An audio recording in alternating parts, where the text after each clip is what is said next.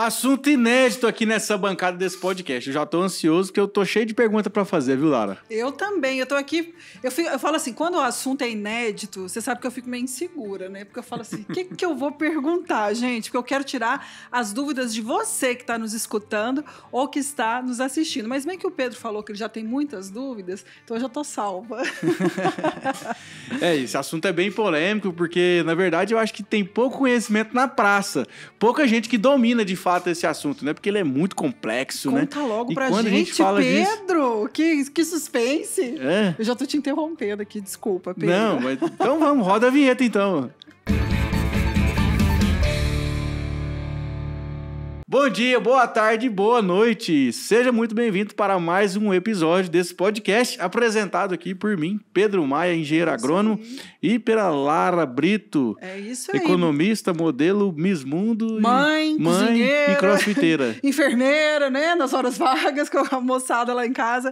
Pois é, mais um podcast e hoje um assunto inédito que você bem disse no comecinho, né? Polêmico. Por que você acha que é um assunto polêmico, Pedro? Não, na verdade, assim, eu acho que não é polêmico, eu acho que é um assunto complexo, né? Porque tem muitas opiniões divergentes, né? Vários pontos de vista.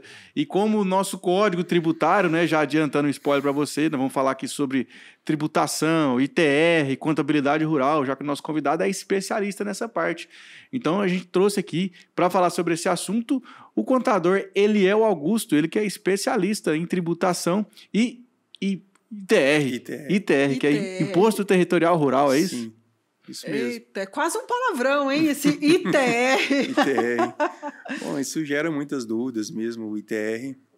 E com as atualizações que tivemos aí, na questão de autuação, está tendo muita polêmica. E a gente vai discutir aí durante o podcast sobre esses assuntos. Primeiro, muito obrigada por você ter aceito aí nosso convite. Eu sei que nessa vida corrida nossa é difícil, né? Eu falo que não é só uma horinha, porque tem que se preparar para vir, aí chega aqui, a gente enrola o nosso entrevistado, aí começa, mas a gente fica muito feliz em você ter aceito o nosso convite, ainda mais para a gente falar de um assunto que, como bem disse o Pedro, complexo. Então... vamos começar do começo, né? O que significa esse imposto territorial? Todo produtor rural é obrigado a pagar, não é obrigado? É calculado de qual maneira? De conta que quem está ouvindo a gente não entende nada disso. Primeiro, deixa ele se apresentar, né? É mesmo. Gente, eu tô apressada hoje. Ainda bem que são duas pessoas nessa bancada. Ainda bem, porque o Pedro me salva, entendeu? Desculpa. Então, deixa ele se apresentar primeiro. O meu nome é Eliel, como já foi falado. Eu sou contador, tenho pós-graduações, 2, na verdade. E sou especialista em ITR. Essa especialização que eu tenho, assim... não é nada de formação, mas de lidar com esse imposto. Eu faço consultorias em grandes empresas sobre esse assunto já há um bom tempo. Empresas aí com 80 propriedades rurais, 150 propriedades rurais, 35. A menor que eu fiz esse dia tem 6. Então, tem muita experiência nesse assunto. É 6 que vale por 150? Também grandinha essas propriedades. E sou contador formado, já falei. Sou especialista em ITR, sou casado, tenho uma filha. E, graças a Deus, eu achei essa especialização no ITR aí, porque é um mercado que está crescendo muito, justo por isso, dessas questões de recuperação de crédito ITR, que foi uma coisa que eu desenvolvi. Como já tinha experiência em recuperação de crédito em outras áreas, identifiquei uma possibilidade de recuperar também no ITR. E consegui, deu certo.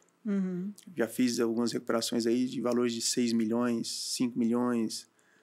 O que é recuperação? Só para a gente explicar para o nosso telespectador. Recuperação de crédito, assim, o cara pagou um ITR, mas ele pagou a mais. Não precisava ter pago indevidamente. Indevido. Aí a gente vai lá, recalcula aquilo, informa para a Receita o valor correto e pede para ela devolver o restante. Você tocou em algo interessante. Quem é que calcula esse imposto? O ITR. Contadores, em geral, e advogados e até produtores rurais mesmo que apresentam. Não é o governo que dá o boleto para você pagar? Não. Você que tem que ir atrás para pagar ainda? Você que faz a sua declaração. É tipo igual imposto de renda. É assim, ó, você tá me devendo. Só que é da propriedade. É assim, ó, você tá me devendo, viu? Aí você fala, quanto? Não sei. Você que tem que falar pra mim. Se você não pagar, eu vou te pegar. É mais ou menos assim. Se você não pagar o valor certo, eu te pego. Então fala o valor certo. Não sei o valor, quem calcula é você. Se pagar errado, eu te pego. É isso, então. Tá tendo muito isso, porque a Receita, ela começou a fazer os convênios com os municípios. Os municípios fazem os valores de pauta municipal E estão pegando muita gente nesses valores aí, multas pesadas. Eu já defendi a autuação de 23 milhões, Nossa, 10 milhões. Mas esse imposto ele é municipal? O Não, ITR? ele é federal. Mas o município, como a área ali está dentro da área do município, o município, para fazer o convênio, ele faz um levantamento com o engenheiro agrônomo. O engenheiro fala, olha, aqui nessa região o valor dessas propriedades é esse aqui. Então ele calcula o valor da propriedade, o engenheiro agrônomo. É o valor da terra nua. Não é o valor da propriedade de mercado. Sim, o valor da terra nua, o valor da terra. Aí a prefeitura informa esse valor para a Receita, até que você pega esse valor de pauta no site da Receita Federal. Entendi. O problema é que muitas pessoas só vinham repetindo o valor do ano anterior. Não corrigiu. Não corrigiam os valores. Porque o ITR ele tem aquela fama de ser o imposto dos R$10. O povo só pagava R$10 de ITR. A maioria, o cara tem lá 1.000 hectares e paga R$10. Sim, eles informavam áreas completamente fora da realidade lá, só para abaixar o valor. E declaravam o valor de pauta, o valor da terra nua, muito baixo. Por exemplo, eu atendi dessa autuação que eu estou te falando de 10 milhões, era uma área de 9.500 hectares. O cara tinha declarado para a Receita que essa área valia 300 mil. Nossa. 9.500 hectares, ele falou que valia era 300 mil. Ele declarou isso para a Receita.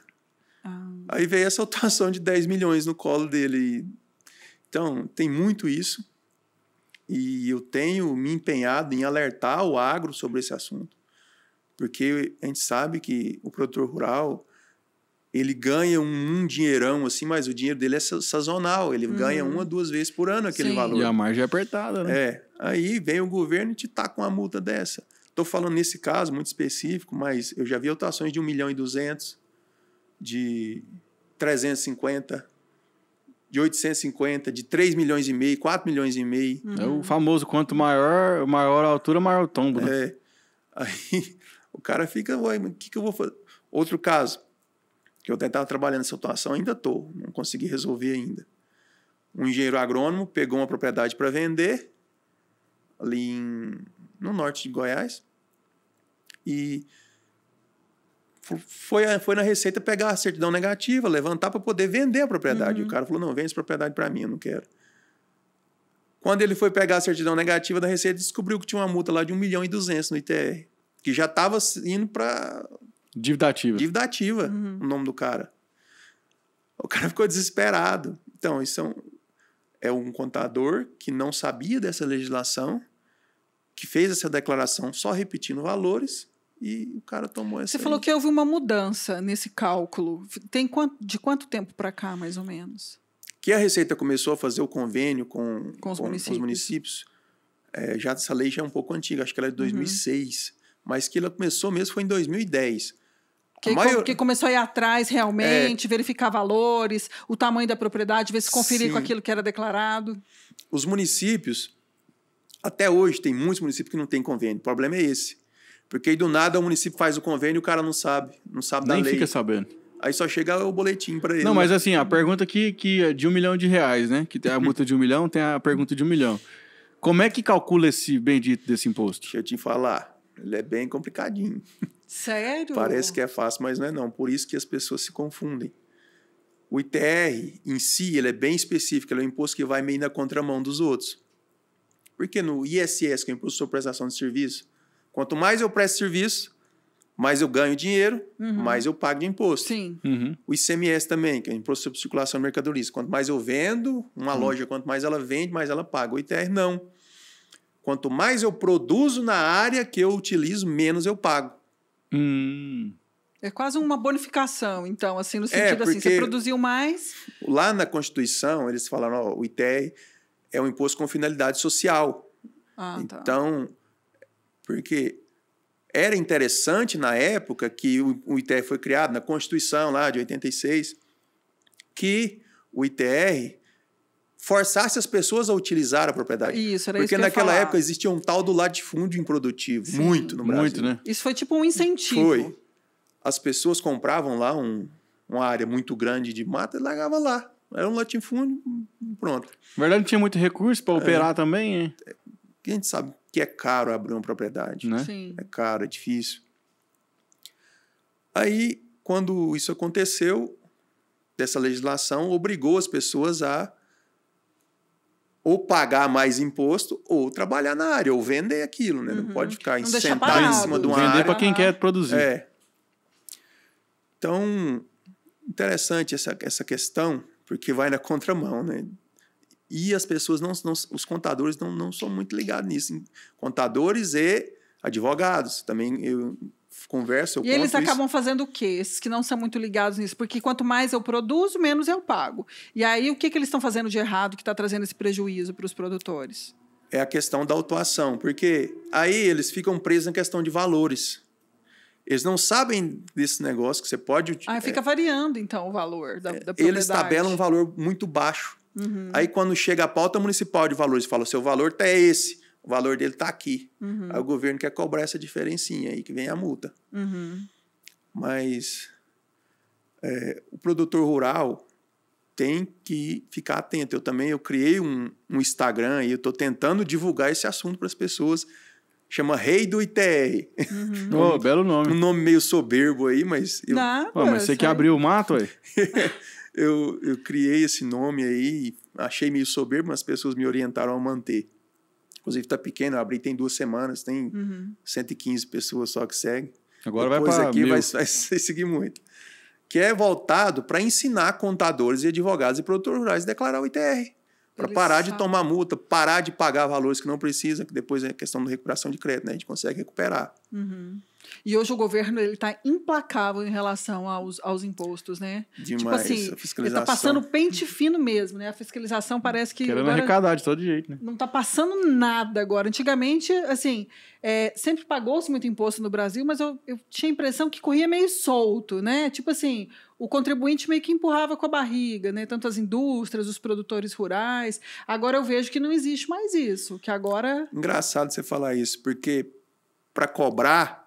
Eles são muito bons. Mas quando você paga um valor a mais, fica caladinho. Ninguém fala nada. Não vê a Receita falar nada. Se você paga abaixo, eles vêm atrás. Cadê o meu? Agora, se paga acima, ninguém fala fica nada. Fica calado. Se você não contratar alguém para correr atrás desses impostos aí, ou pelo menos levantar, veio aqui para mim se eu paguei alguma coisa a mais. A gente trabalha com esse tipo de trabalho assim. Eu chego no proprietário de uma indústria, de uma propriedade rural, falo, deixa eu dar uma olhada para você, sem compromisso. Se não tiver nada, você não me deve nada. E a gente faz um levantamento dos ITRs, dos DARFs pagos, dos SPEDs que foram transmitidos nas indústrias e vê. Se não tiver nada, beleza, parabéns, sua contabilidade está muito boa, parabéns pelos profissionais envolvidos. Mas se tiver, a gente consegue fazer essa recuperação, que é muito interessante. Por exemplo, uma rede de postos de combustíveis, a gente recuperou 18 milhões. Nossa, só de imposto que foi pago a mais, indevidamente. Se voltando no caixa uma hora dessa, hein? Você tá louco. Cai na conta, moço. A Receita Federal deposita na conta. E ela está depositando em até 3 meses agora. É muita coisa. 18 milhões é um belo erro. Frigorífico a gente já fez de 3 milhões. Outra rede de postos de combustível a gente já fez, deu 5 milhões. Então, são valores bem relevantes. Quando você fala de recuperação de crédito, eu não sei se é o imaginário das pessoas, né? Mas o que eu imagino quando eu escuto? Recuperação de crédito. Eu pego uma empresa que está falida e vou recuperar o crédito dela Isso é recuperação judicial, outra coisa. É bom você falar isso. Isso aí é quando a empresa quebra, que ela pede a recuperação judicial. E a recuperação de crédito são ou impostos pagados indevidamente, ou então pessoas que devem a essa empresa e você corre atrás. A recuperação de crédito em si ela é baseada na sua comunicação com a Receita Federal. Certo. Porque se você pagou alguém o mais ou não, isso é problema seu. Uma pessoa física, é só o que está ligado à empresa. Receita Federal, então. Recuperação, porque aí você tem como fazer isso administrativamente. Você não precisa de judicializar a coisa. Se eu paguei um cara um valor errado e ele não quiser me devolver, eu vou ter que pôr a justiça. Na Receita, não. Você consegue resolver isso administrativamente. O difícil é você Sem achar esse erro, né? Corretamente, olha, o que eu devia era isso aqui, não foi esse valor aí. Você retransmite o SPED, refaz o SPED, retransmite e pede o valor, a diferença. E ele volta corrigido. Volta com a alíquota da taxa Selic. Tem que aproveitar agora que a Selic está lá em cima. E o que é mais comum? A pessoa que pagou a mais ou que pagou a menos? Quando paga a menos, você vai ficar sabendo, que a Receita vai te informar. Engraçado, mas igual o PIS/COFINS, é um imposto sobre indústria aí, que a maioria das indústrias não consegue abranger tudo, porque é muita coisa. Então, geralmente, tem algum créditozinho lá pendurado que você pode recuperar. E como são volumes muito grandes de dinheiro, sempre dá um valor relevante. Um frigorífico que a gente fez agora, em Palmas, um frigorífico de médio a pequeno porte. Acho que ele mata 200 cabeças por dia. Em comparação com os frigoríficos que a gente tem aqui, que mata 1.500, não é um pequeno. Deu 3,5 milhões de crédito. Nossa. Que isso, mas é muito. Cara, desde o começo do Mas ano, isso aí ele você não pode... paga um imposto, só fazendo compensação. Mas isso aí você pode arrebentar com uma empresa, hein? Um valor desse, dependendo do tamanho da empresa, esses 3 milhões que está faltando ali, você pode acabar com a empresa, liquidar uma empresa. Pois é, por isso que a gente teve várias discussões com a contabilidade dele, que está lá com ele até hoje, falou, gente, você tem que ter dó do cara, ué. Como é que vocês fazem um negócio Eliel, desse? e uma pergunta, do universo aí de 100 fazendas dessa que você pega para avaliar essa questão do ITR, quantos por cento aí dessas 100 fazendas elas têm um crédito a recuperar? Olha, no agro, isso não é muito. A maioria das vezes tem a fugir de autuação. Mas tem. Tem uma contestação de alguma autuação que foi feita. Não, assim, uma possível autuação. Você fala, olha, você vai informar para o cara, fala, olha, você está pagando um valor irrisório, isso aqui vai te dar uma autuação, e essas autuações são pesadas. É porque ela é a diferença. Mais se eu paguei, crescido de juros. É a multa que vai de 75% a 200%. Tem a multa. Do valor que você deve. Do valor que você deve. Então, é um valorzinho. Não vale a pena brincar com isso, não. Então, é melhor fazer e direitinho. Essa questão que eu te falei da utilização do ITR, do grau de utilização da propriedade, quanto mais você usa, menos você paga, é interessante. Por quê? Porque você pode pagar um valor baixo de imposto sem precisar estar em dívida com a Receita. Você declara lá a sua área de pastagem, as suas áreas de reserva. Se você fizer uma declaração bonitinha, não deixar a área sobrando, você vai pagar um valor baixo. Não precisa ficar fugindo com medo da Receita e sofrer autuação. Você vai pagar um valor baixo. Como que eu sei disso? Eu fui contratado por uma empresa de mineração e ela teve um problema numa barragem dela aí, que estourou. E a Receita Federal pediu para ela esses imóveis rurais dela em garantia. Ela tinha, acho que 80 imóveis rurais. Coisa grande, cara. E ela teve que ceder esses imóveis em garantia, baseado no valor do ITR, no valor da terra nua. Então, a gente não podia abaixar o valor. Eles tinham que subir o valor. E eu fui procurar ali, como é que nós vamos fazer isso aqui sem subir o valor do imposto? Ixi. Falei, vamos utilizar o grau de utilização do imóvel. O ADA, o grau de utilização, que a gente consegue. E a gente conseguiu. A gente subiu o valor dos imóveis para apresentar para a Receita e não subiu o valor do imposto. Porque a pessoa que fazia o imposto lá antes não tinha muito conhecimento. E a gente conseguiu fazer isso. Subiu o valor dos imóveis sem subir o valor do imposto. E deu em garantia. Quando você fala que não tem muito conhecimento, é falta de interesse do contador ou do advogado? Não, é porque o ITR ele sempre foi negligenciado. Ele sempre foi. Ninguém dá moral para ITR.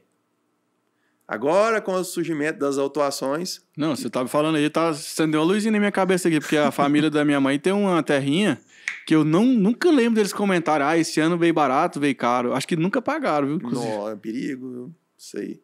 Mas quando não paga. E eu acho que hoje também, com a tecnologia também, é muito difícil, né? Além dessa associação aí com o município, tem essa questão também que as propriedades podem ser vigiadas através de drone, não precisa ir mais lá um fiscal medir a propriedade, ver se ela está lá realmente plantando, produzindo. O que eu oriento os clientes? Não mexa, não brigue com o município nessa questão de valor da pauta municipal de valores. Faz o seu trabalho e não briga com o município. Por quê? Porque a única coisa que vai chamar a atenção de uma fiscalização para dentro do seu imóvel é o valor da terra nua. Só que quando eles entram lá, eles vão fiscalizar as suas áreas não tributáveis, que são as áreas excluídas, como APP, área de reserva legal, área de floresta nativa. Isso você exclui do cálculo, através do ADA. Aí eles vão fiscalizar isso. Se você paga o valor da pauta da terra nua é esse, você pagou esse, cai na malha fina, traz a fiscalização para dentro do seu imóvel. Aí tá enrolado. Aí você vai ter que provar um monte de coisa. Aí você tá enrolado. Então é melhor Bem enrolado. pagar E esse o imposto ADA, direitinho. o que é esse ADA? ADA é Ato Declaratório Ambiental, você faz no site do IBAMA. Para que serve o ADA? É para excluir as áreas não tributáveis. Áreas não tributáveis são essas. Eu imagino que tem gente que paga errado também, né? Coloca tudo no mesmo balaio e paga tudo. Bom, o ADA você não paga, é só uma declaração. Isso. Mas ele serve para baixar o valor do imposto, que é muito interessante. Deixa eu te contar outro caso que eu fiz nessa mesma empresa. Isso foi no outro ano. Contratar alguém, eu também faço ADA, eu faço essa declaração porque, por ser tributarista, eu entendo como encaixar essas áreas dentro do imposto para pagar um valor mais baixo. Contratar uma empresa lá para fazer essa questão do ADA. Uma propriedade muito grande, acho que era 5 mil e poucos hectares, e uma região muito cara, uma área litorânea, negócio,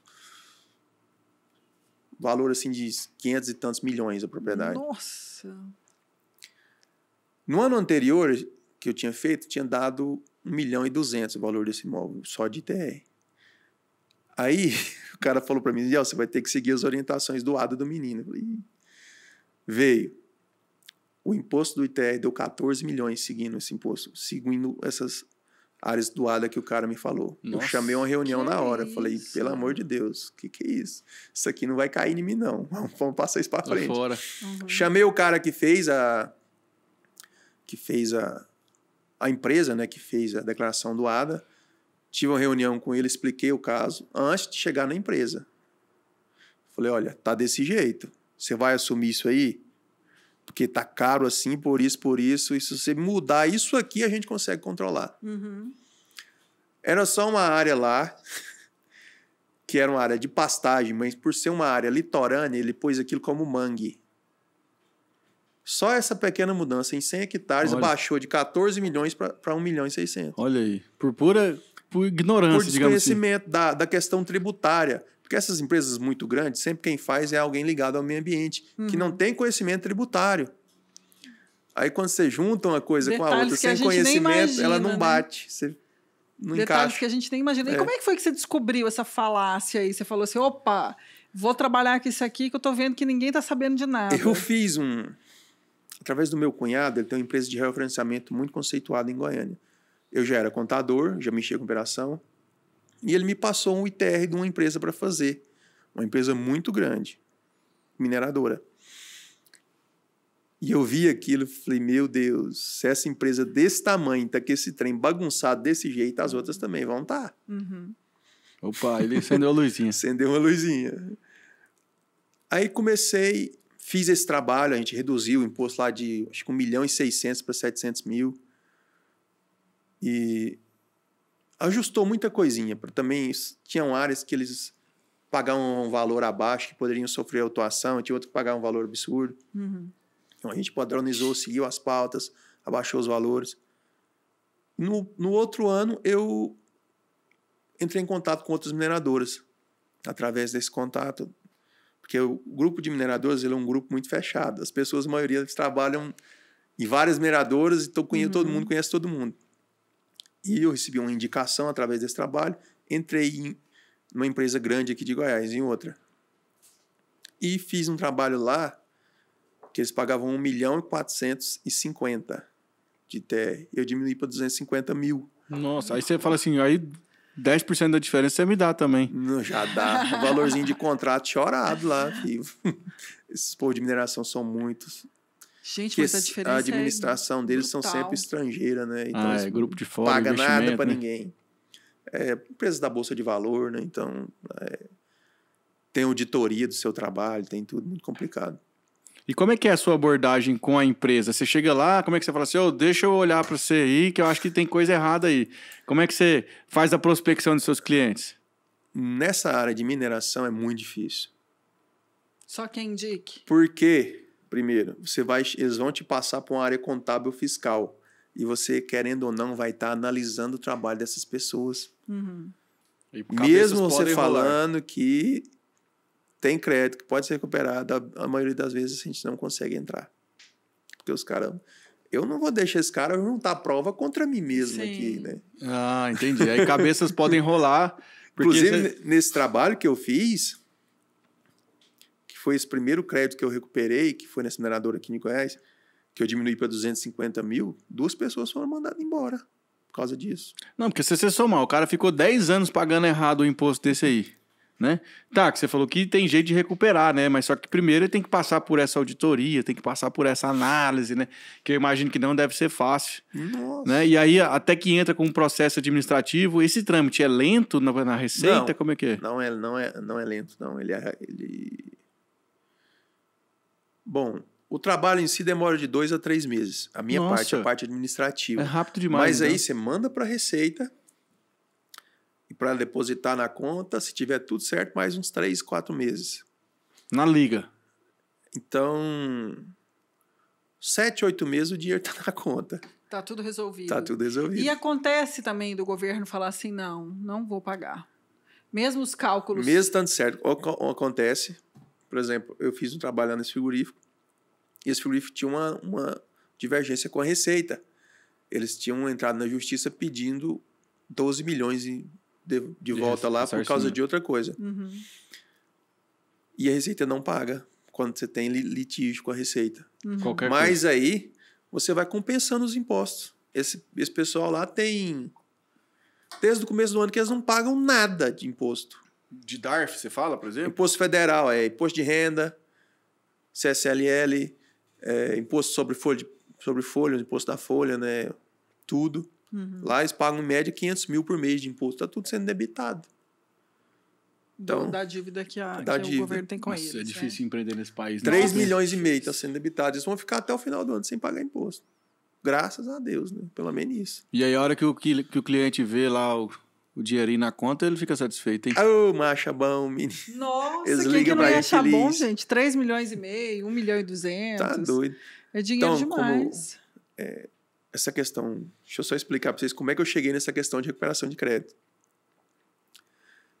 Eu vi isso, né? Como eu já mexia, a gente ia fazer um trabalho em uma rede de postos de combustíveis de recuperação. Falei, isso tá errado. Por que esse povo tá pagando esse valor? A gente pode tentar recuperar.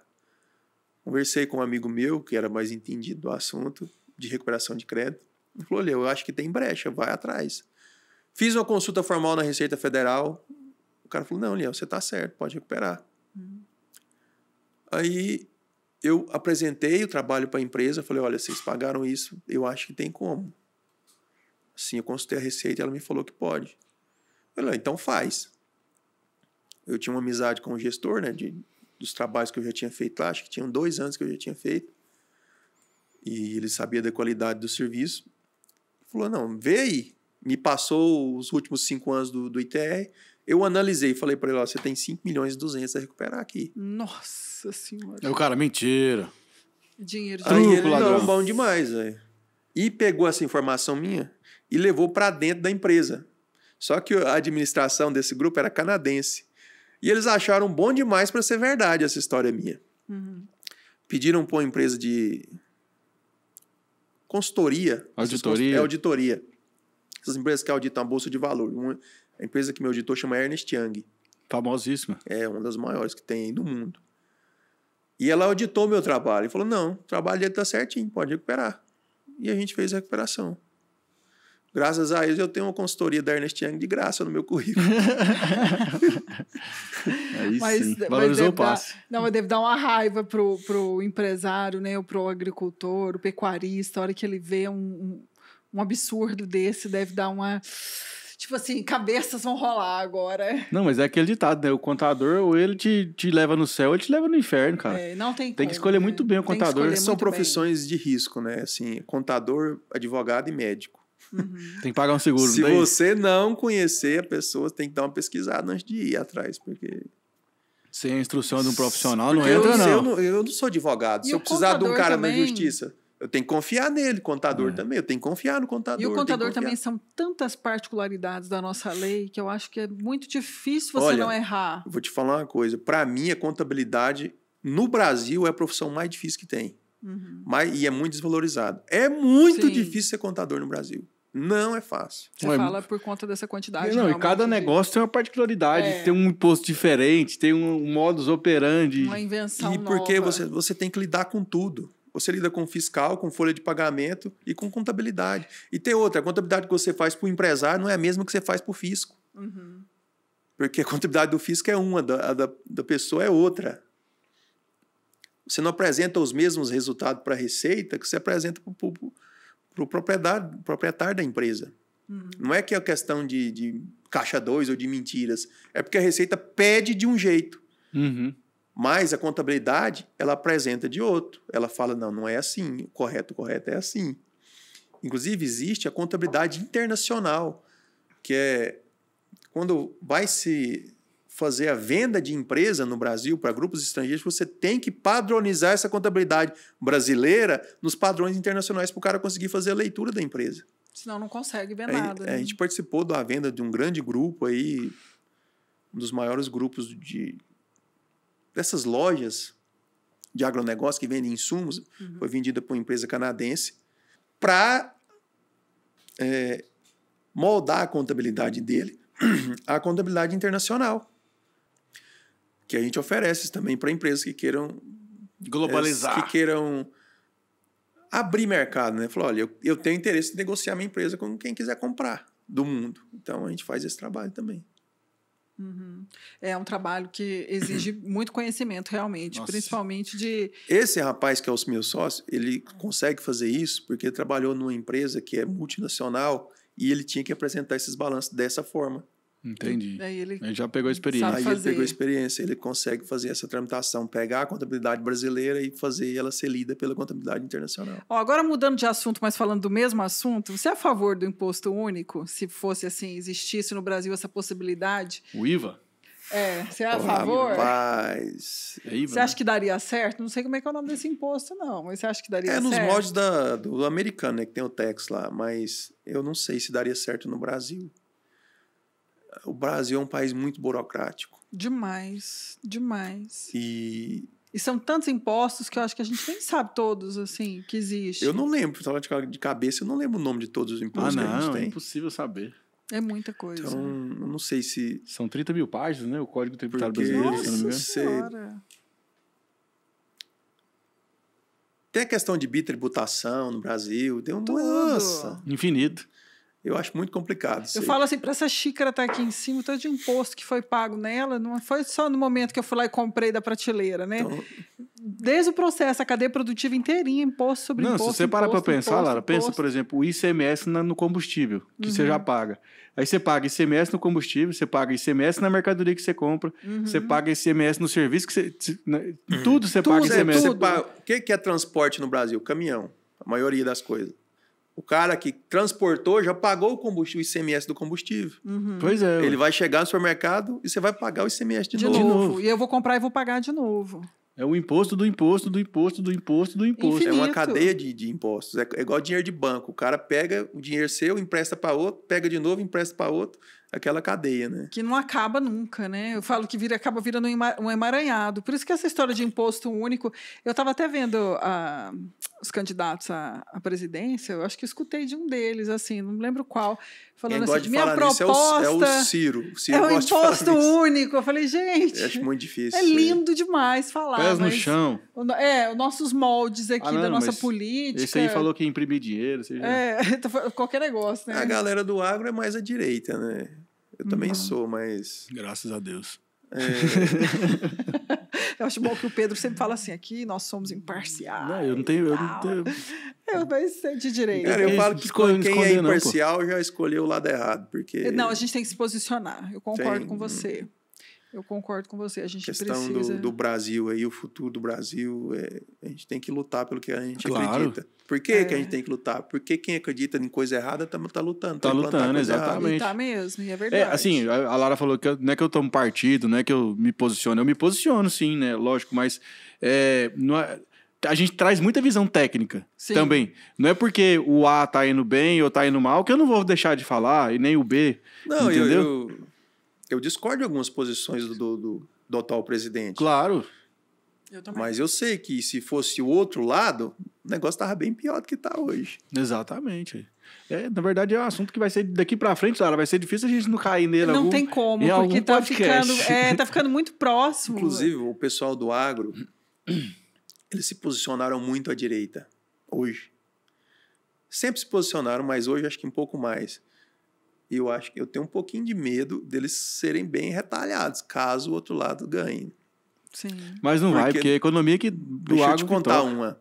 No plano de governo do candidato da esquerda que perdeu, existia lá um reajuste absurdo no ITR. Eles iam chegar ao cacete nos produtores rurais. Provavelmente com o argumento de que quando foi criado, foi no começo lá da Constituição, desatualizado. Tá desatualizado. Não, esse produtor rural está ganhando muito dinheiro, vamos dar uma taxada neles. Mesmo porque a mentalidade sempre é essa, né? Se você está ganhando dinheiro, então você tem que ser penalizado. Né? Mas então... um dos princípios da esquerda é governista, né? Quanto mais imposto...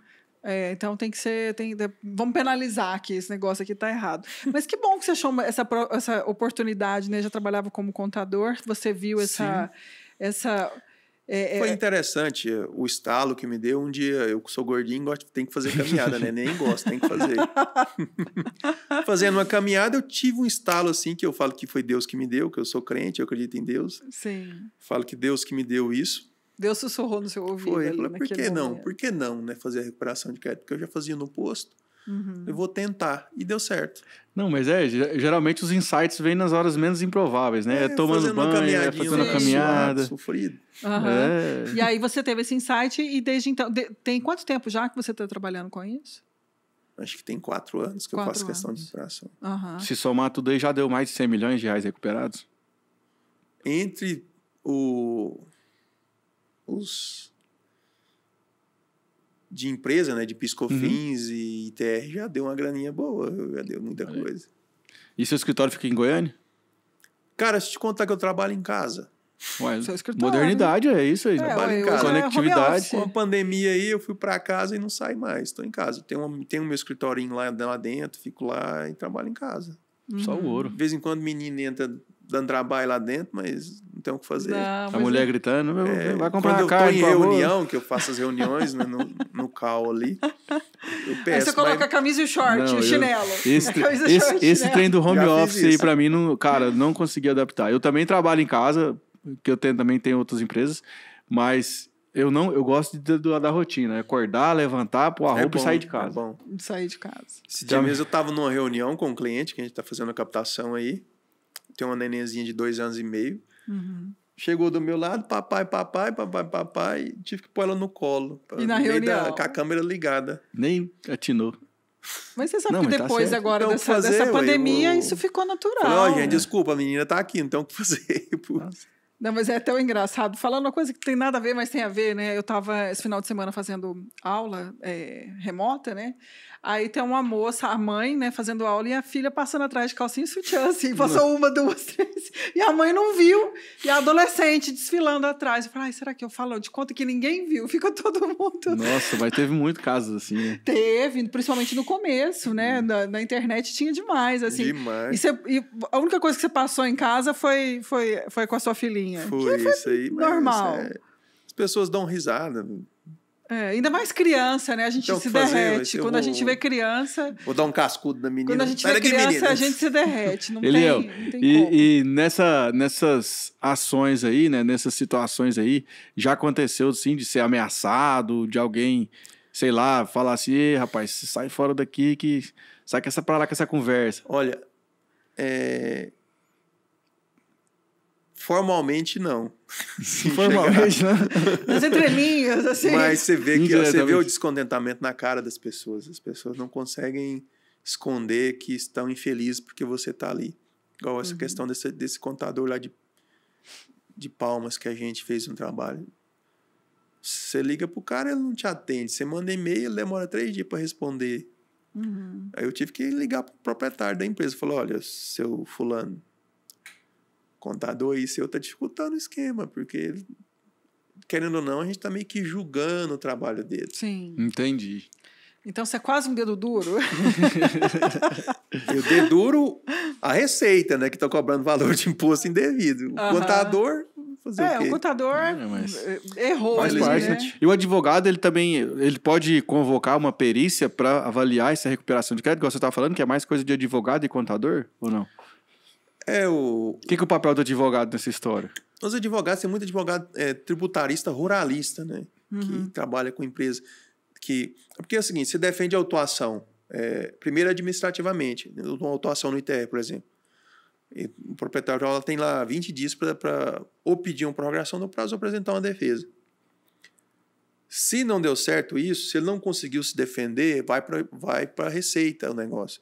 Então, aí é só via justiça, ele precisa de um advogado para entrar.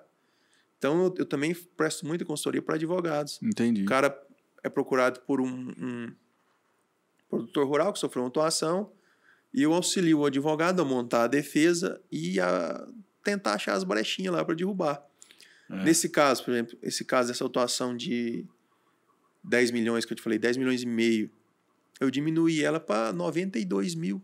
Nossa. Administrativamente. Gente, mas que diferença. Não, foi até bom você entrar nessa parte aí de falar do advogado, porque a gente entrevistou aqui 2 advogados, né? Você lembra do Durval e do Marden? Sim, lembro. O Durval é tributarista e o Marden é mais a parte de trabalhista e tal, e eles são focados também na parte rural. E ele falou que estava tendo também uma ação do STF que estava julgando inconstitucional o FCO, não, o Fundo Rural, que é o imposto também que é recolhido quando o produtor vende uma carreta de soja ou quando ele vende uma carreta de boi. E aí que ia julgar inconstitucional e ia dar direito à recuperação de 5 anos para trás desse imposto. Eu sei que estava no trâmite aí, não sei se aprovou, se não aprovou essa lei, mas também é um nicho que pode ser interessante para você avaliar, né? Tem, sim, essa possibilidade. Você sabe disso, aí. Essa história ou não? Eu já me falaram a respeito disso, não me aprofundei ainda, mas sempre existe essas novidades. As novidades aí do tributário, porque o tributário ele é complicado. Nossa, advogado demais, tributarista, né? Eu não tenho que sofre, eles ganham muito dinheiro, mas é assim...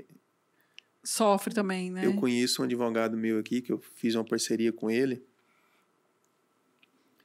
O cara estuda o dia inteiro. Normativa que sai, trem que sai, ele tem que estar sempre atento. Ele tem uma empresa de consultoria que fica mandando as autorizações para ele o tempo inteiro.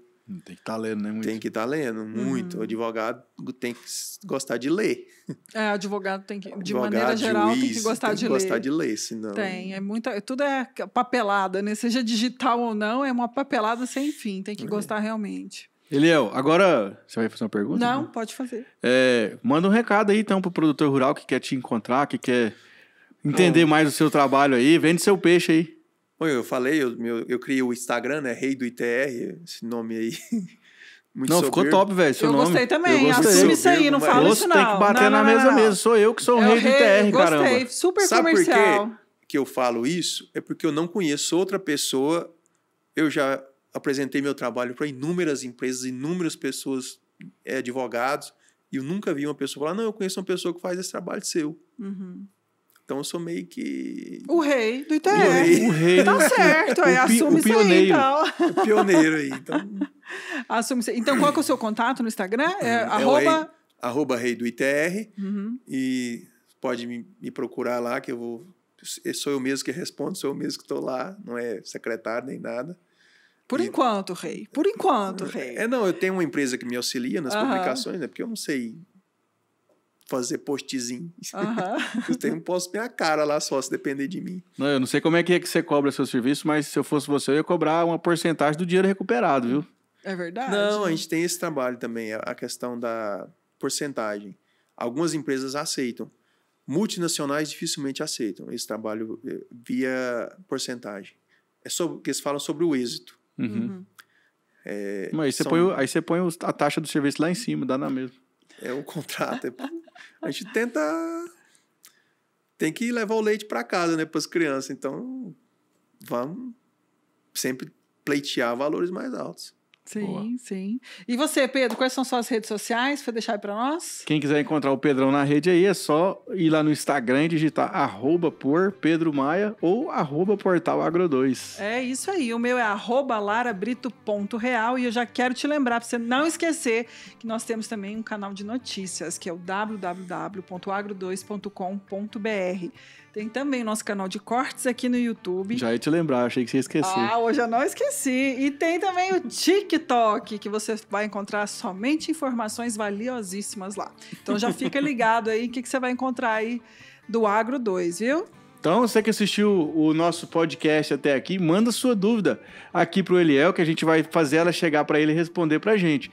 E também não esquece de, pagar quem você deve, inscrever no canal, deixar o seu like, comentar e compartilhar. É isso aí, pessoal. Até os próximos, então. Tchau, tchau. Tchau, tchau.